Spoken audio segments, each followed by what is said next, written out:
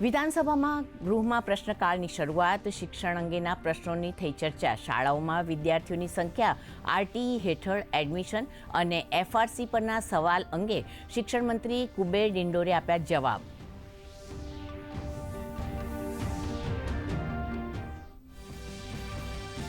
વિધાનસભામાં કૃષિ સહાયને લઈને થઈ ચર્ચા.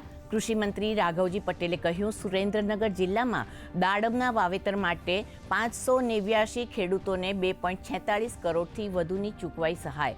તો ઓક્ટોબર મહિનામાં થયેલા પાક નુકસાન અંગે જણાવ્યું, સરકાર વળતર ચૂકવવા કરી રહી છે વિચારણા. બજેટ સત્રના બીજા તબક્કાનો આજે ત્રીજો દિવસ. લોકસભામાં આજે ત્રિભુવન સહકારી વિશ્વવિદ્યાલય સહિત 2 અન્ય વિધેયક પાસ કરાવવાનો પ્રયાસ કરશે સરકાર. તો રાજ્યસભામાં રેલ મંત્રાલયના કામકાજ પર થશે ચર્ચા.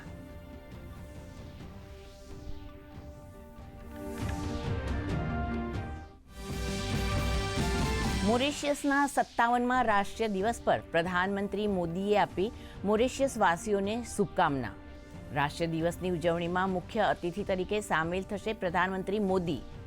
ભારતના સશસ્ત્ર બળનું એક દળ પણ સમારોહમાં થશે સામેલ.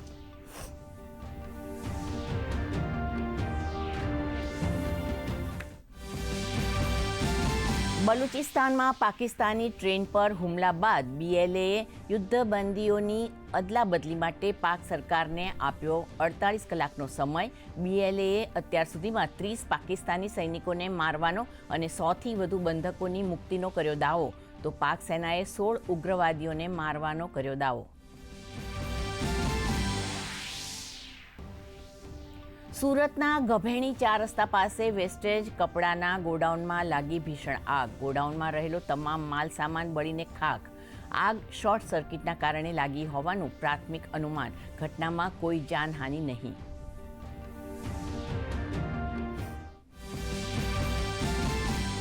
હોળી પહેલા જ રાજ્યમાં કાળઝાળ ગરમીની શરૂઆત. આજે 9 જિલ્લાઓમાં રેડ એલર્ટ. અમદાવાદમાં મહત્તમ તાપમાન 42થી 43 ડિગ્રી સુધી પહોંચી શકે તેવી શક્યતા.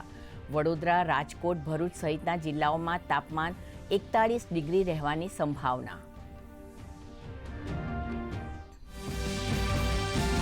સપ્તાહના ત્રીજા દિવસે તેજી સાથે ખુલ્યું બજાર. સેન્સેક્સ 168 પોઈન્ટ વધી 74,270 પર ખુલ્યો. નિફ્ટી પણ 39 અંકની તેજી સાથે 22,536 થઈ ઓપન.